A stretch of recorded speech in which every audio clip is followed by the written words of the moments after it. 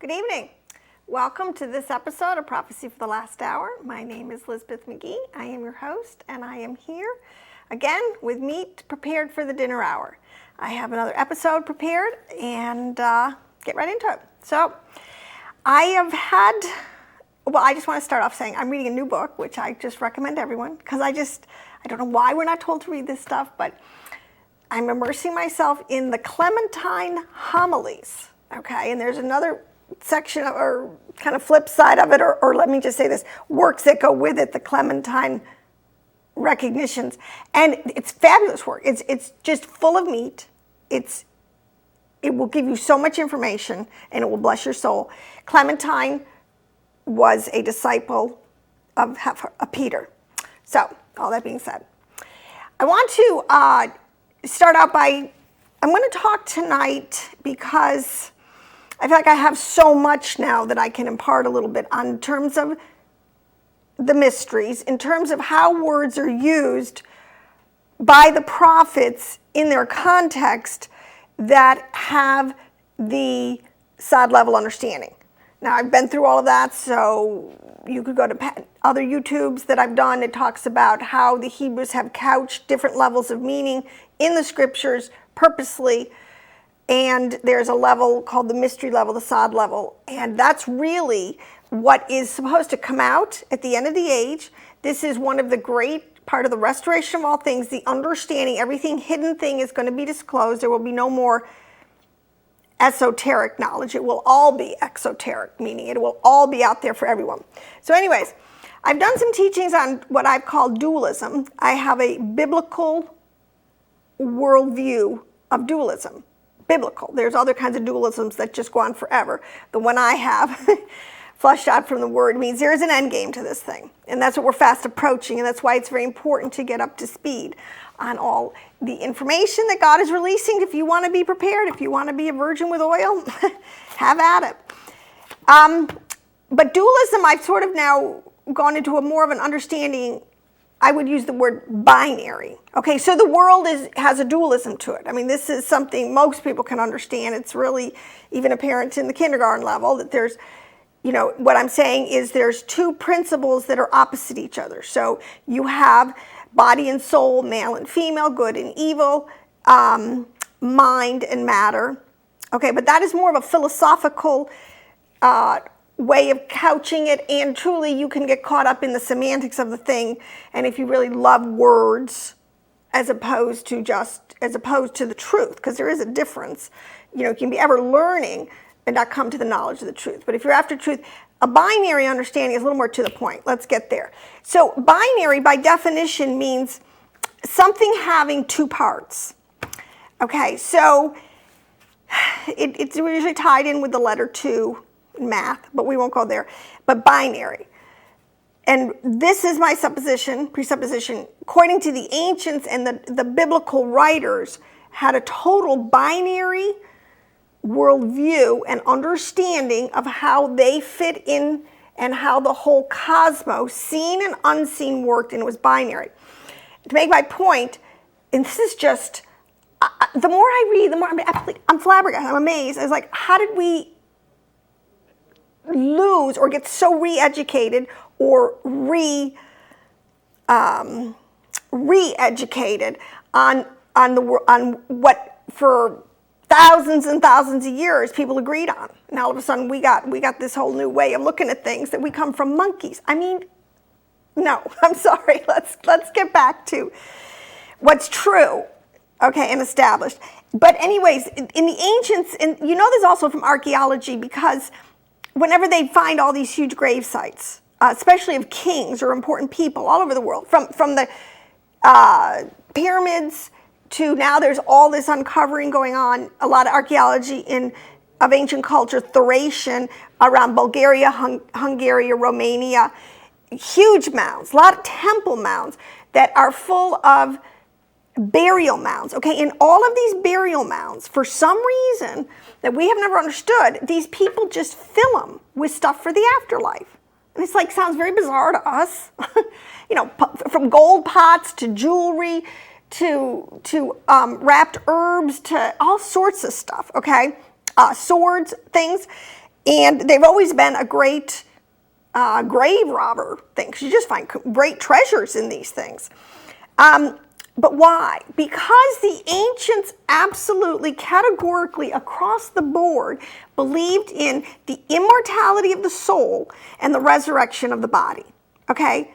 Something truly that we, quote unquote, modern secular people are clueless about and want nothing to do with. And yet that is the foundation of all cultures.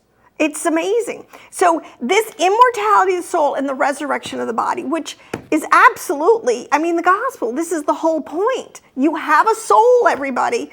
You can't see it, but I'm operating my soul life right now just by talking, pushing breath out of my mouth, which is animating my vocal cords to speak of ideas and intellects and things that you can't see, but I'm expressing to you realities, okay? The soul does that, okay? It's not coming out of my foot and it's not coming out of my liver. It's coming out of my soul. So this is something we need to really, because your soul is what's at stake. This is the whole gospel message. Your soul is going somewhere. These people, these ancients, with all their burial mounds, they knew their soul was going somewhere, but there was going to be reunited with their body at quote unquote the resurrection, which to many of them, well, it's either going to be a resurrection of the just and it'll be a good end, or you're going to be the resurrection of the damned, it'll be a bad end when you get reunited with your body. Okay, that's why their burial mounds are doing this, okay? Now, let me keep moving on because I have a lot of meat I want to share, but it's very important that we keep this principle with us. Now, binary. So when God made, because see, this tripped me up for the longest time. When I started seeing into the word, I'm talking about, and I've said this word, the prophets are constantly flipping between language about the soul and language about the body. And if you're not aware of why they do that, because they absolutely believe they're two total realities, you're like, what? You get lost. And then we get confused, and then we just start making stuff up. So so on God's side, I could probably, let me just flip to this, one of my last points, but this is actually from studying today, this I think is really what it's saying, to show you this. Adam is made from the dust of the earth, dust of the ground, right? That's the line we kind of get in translation. But if you really work it, and with this concept, because the Bible says that we are a threefold being. Paul makes it very clear: body, soul, and a spirit. Water and earth. Okay, Adam is made of the dust of the earth. I would translate this, now I'm understanding, that Adam was originally created as of dust, like stardust. See, because dust is something that is, it's very light and airy. You can't pin it down. It doesn't have a lot of matter to it. It's the word apar, but if you understand that that the heavens, the soul of man is made out of heavenly materials, okay? I don't want to get too deep into this right away. Stardust, okay? Versus the earth. So if you took stardust, which is composing the soul programs, and you took the earth, yes, he is made of matter. We have physicality to us that can relate. It's dense, it's matter, it's not urethral, okay? And the breath of life, what he breathed into us. That's our threefold being. So you're made of dust, you're made of earth, and then you have the breath of life. Okay, that's the Adamic man. That, I believe, is the formula. Okay, so that being said, there is a flip side. The Hebrews are some of the, and I just love to tell you, read your sages, because there's no question that any person could put, that they haven't thought through deeply and meditated deeply on the scriptures and have an answer for those who would want an answer, okay? Now, Sitra Akar, I don't know how to say this, Sitra Arkar, or the Klepoth. Okay, in other words, the Bible talks about, there's the flip side, okay, that there is a realm of evil. I mean, everybody kind of can figure that out. That's first grade understanding. There is a realm of evil. There is, or sometimes it's called the other side. Sometimes it's described as the left side, or the left side path. Sometimes it's described as the side of impurity. And even when I said the left side, Pat, the left, because he's got it on the right and then on the left. This is sort of a biblical thing. The left side or left arm. Okay, now here's one.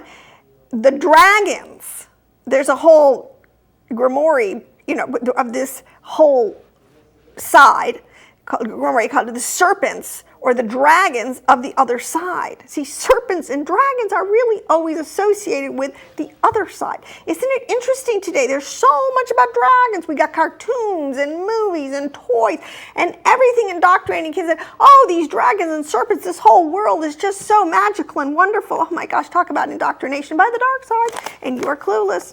But anyways, or we kind of know as the evil eye, okay?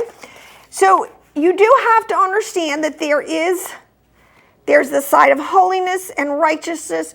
God is a unity. This is the whole point. Heroes of the Lord thy God is one. He is a unity. Okay, everything that's with God works in unity, better word, it's just unity. There's no division, there's no discard, there's no disharmony, whether it's in speech, in word, or in deed. But the other side, as we know, is full of confusion and calamity and evil deeds that produce evil deeds. Okay, so enough of that. So what I want to, when you get into understanding how the prophets describe, and this whole binary system got a glitch in it, a huge one, and it's coming to an end. There is a judgment. I'm going to read a lot out of Enoch, the Book of Enoch, which Yahushua and his time, they considered scripture, okay? And that's a fact. You can go research it yourself. You have to know kind of a little bit about the players, okay? Well, we all might look the same on the outside, humanoid, Adamic, whatever. The programs that are running, so to speak, in us are not necessarily all the same. This is from a quote I just want to read quick from chapter 22, from section 5 of the Book of Enoch, okay?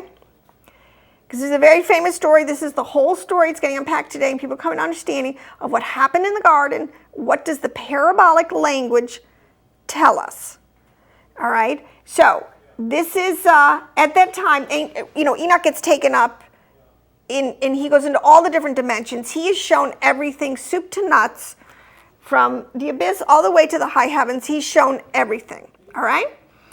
And he has an angel guide, Raphael, who was with me, and said to him, so he says to Raphael, whose soul is that one whose soul is that voice that reaches to heaven and laments?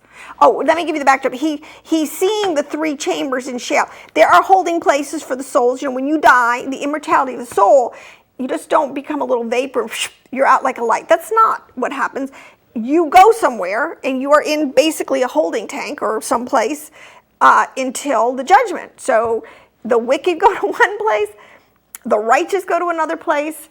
It says that there's three places, okay? Yahushua, the story is that he took all the righteous saints up to hit that time up into paradise. They're with him now in paradise. That's the whole point. He took them out of Sheol. So he's hearing all these souls, these voices that reach to heaven and lament. And he answered, and Enoch says, who are these souls? What is this soul saying? And he answered and said to me, saying, that is the spirit or the soul that proceeded from Abel, whom his brother Cain slew. And it laments on his account till his seed be destroyed from the face of the earth and his seed disappear from among the seed of men. Now, if you were to, I don't know what they call that in English, where you make the little charts and you diagram it, that you can refer what it's referring to.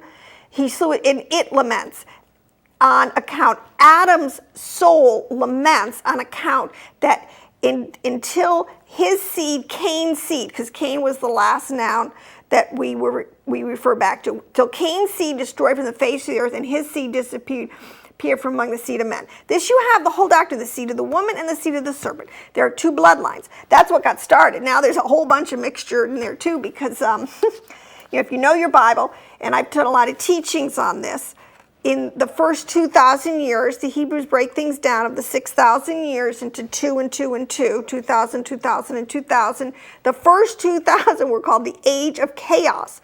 And this would be helpful for people to understand, especially those deep researchers out there who are really beginning to kind of unearth and bring again to the surface a lot of what was going on in the ancient world, where you did have gods, you did have demigods, you did have Nephilim giants, you did have spirits of the dead, demons. Okay, you had chimeras. You had all sorts of stuff going on. Oh my gosh!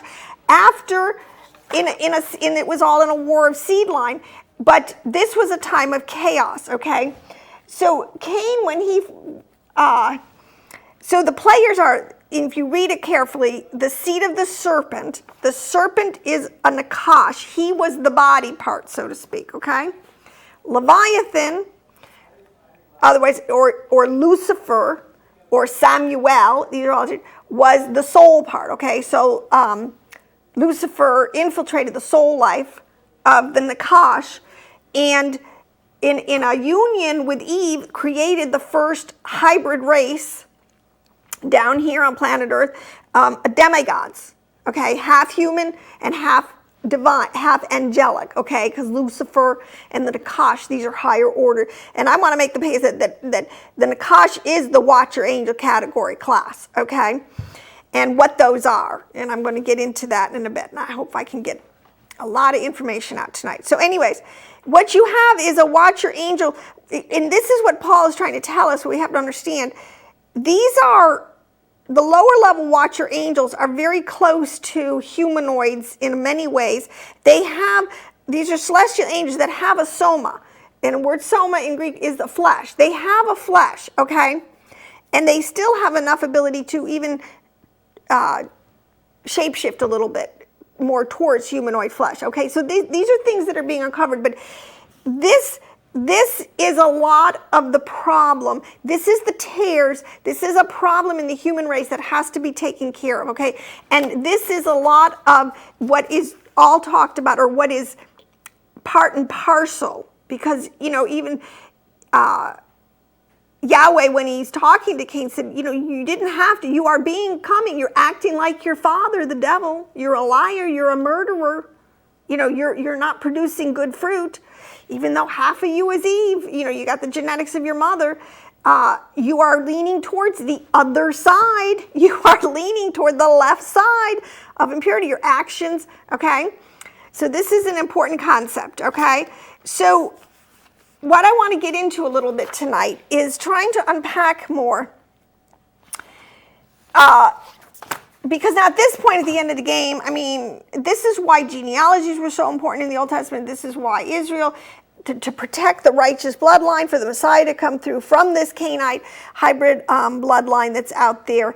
And this bloodline knows who they are. They're Luciferians today. They're a lot of the one percenters. This is all coming out. You can do your own homework. You can, if you love truth, you can figure it out. But what I want to get to is, because we need to understand, one of the things we need to reclaim this deeper level understanding, which is in our Bible, because we're going back into a time of chaos. This is the whole point. A lot of what happened before the flood is going to come right back, boom, front and center in your face. And if you don't have a grip on what you're dealing with, and I'll tell you, all the movies, all the books, all the TV shows, they're all in your face on this chaos, okay? These bloodlines and many manifestations coming back and wreaking havoc on humankind, okay? So I'm not making any of this up, okay? I'm just trying to give you a heads up. So anyways, there is a whole section in the Book of Enoch, okay, that is section, 17, and I'm reading, starting in chapter 85. Chapter 85, 86, 87, well, up through 90. Okay, this whole little section, these are called the animal apocalypses, okay? Apocalypse means something hidden. So in other words, what it's saying is there's a lot of truth There's a lot of understanding hidden behind animal symbology. That's exactly what it means, an animal. So by using animals as the archetype or the symbols or the parabolic language or coded through that, okay, that's a ton of information is given, and it really is the history of the world. It's a very short, concise, because, you know, Enoch was shown the whole history of the world. That's why he can write to us today and tell us, the elect, at the end of the age. Okay, and we can understand that, yes, we're going to get all wisdom and knowledge back, and we're going to totally understand. And we're going to shine like lights in the firmament amidst all this darkness and chaos that's coming. So using animal apocalypses. Now, this is really, I think it's going to help people to, because this is so then carried over into our Bible. I mean, a lot of Daniel uses a lot of these same animal archetypes in a lot of his prophecies. And the thing is, it doesn't change. See, the one prophet doesn't start making up, well, I think a bullock will mean this, and, you know, maybe foxes will mean, no, they all knew this oral Torah understanding, because that's what this is. It's the encoded deeper understanding. It's not your first grade level. You don't teach this to the very first time you go to Sunday school. And the only reason I'm teaching it today because it's time, because actually the people on the planet are actually, according to the word, supposed to be mature enough to handle the meat of the word right now. So this is why it's kind of coming out. Now, and a lot of this is against the backdrop that Moses was always talking about. This is the whole point of animals, again, being clean and unclean. It isn't that the poor little animal. See, we're just using the animal as an archetype, as a symbol, as something to portray a spirit, a reality, okay? Totally done in literature all the time, okay? I mean, Grimm's fairy tales or whatever. I mean, we're totally all the time, okay? You read your kids' books at night with animals as the heroes, okay? Nothing new under the sun. But for our purposes, it's the clean and the unclean animals. What this refers to, see, now we can understand Moses, and they're not just digging on animals for no reason. Animals symbolically represent different soul-like people groups on the planet, okay? And different, you know, Canaanites or mixed multitudes or whatever. Okay, so let me get into this. But it is, again, the backdrop of the clean and the unclean. So in chapter 85, and it clears up another thing, because what we need to understand, see, Satan loves to dumb us down. What I'm telling you now is really all what is called the keys to the kingdom. This is what the priest, the understanding was. You would get this information as you got a little bit older, you know, and, you know, after your bar mitzvah, you could handle a little deeper understanding. And the priests were supposed to teach this at a level